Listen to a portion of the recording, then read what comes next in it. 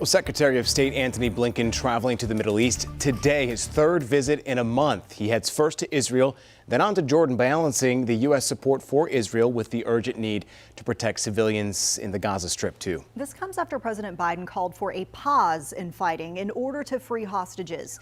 And on Capitol Hill, House Republicans are taking up a standalone bill to fund Israel, but Democrats say that will never pass in the Senate. NBC's Alice Barr is in Washington with the details.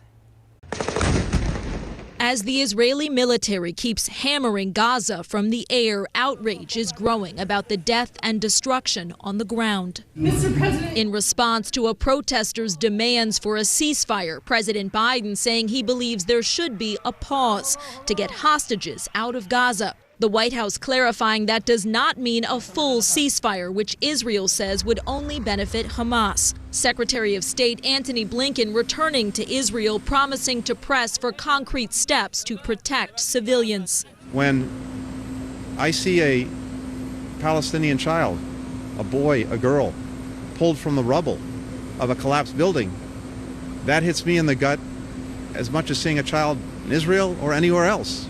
After deadly strikes on 2 refugee camps in Gaza, there are mounting questions over whether Israel's tactics are worth the price. Israel citing a senior Hamas official's threat to repeat the October 7th terror attack, insists it must press on. Hamas is doing its best to maximize Gazan civilian losses. They've deliberately put their military machine in civilian neighborhoods, under hospitals. On Capitol Hill, Speaker Mike Johnson in his first press conference underscoring House Republicans' commitment to passing standalone aid for Israel, while insisting it must be paid for. He's proposing cuts to the IRS. We have obligations and we have commitments, and we want to protect and help and assist our friend Israel, but we have to keep our own house in order as well. Though the nonpartisan Congressional Budget Office says the Speaker's plan would actually add to the deficit.